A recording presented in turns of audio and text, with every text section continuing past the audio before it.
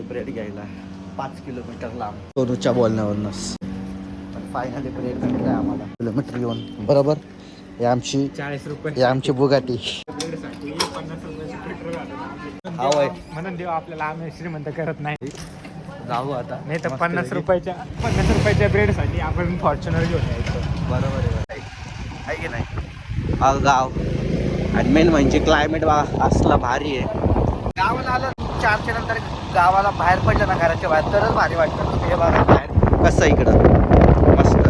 हा व्ह्यू मला पहिल्यापासून खूप आवडतो. मी जेव्हा पण गावाला येत असतो ना त्यावेळेस, दुपारी 2-3 वाजता घराच्या बाहेर तुम्ही पडूच शकत नाही. हा बरं बघा तुम्ही गाडीवर फोन घेऊन चालवतोय. एक तर ऑलरेडी आमचे खतरनाक रस्ते तिकडं. पण बंद. आमचा एक मित्र मशी वळायला चाललं. किती रे, 3 महिन्यापासून ठेवलं होतं. दगड झाला असेल पूर्ण. गॅस पेटव पेटव पेटव पेटव पेटव ना, त्याचे पण गोळ्या संपले. लक्ष्मीनारायण शेवडा. व्ह्यू बघा फ्रेंड्स, कसला भारी दिसतोय. पण थोडा लेट झाला मला, तर इथनं सनसेट एक नंबर असा दिसला असता. लवकर चहा पी आणि लवकर बनवू. 4 तासानंतर ना आमचं असं झालेलं आहे बनवून. आता मस्तपैकी बनवायला घेतलं आहे आमच्या मास्टर शेफने. गरम गरम अजून राहिलं आहे.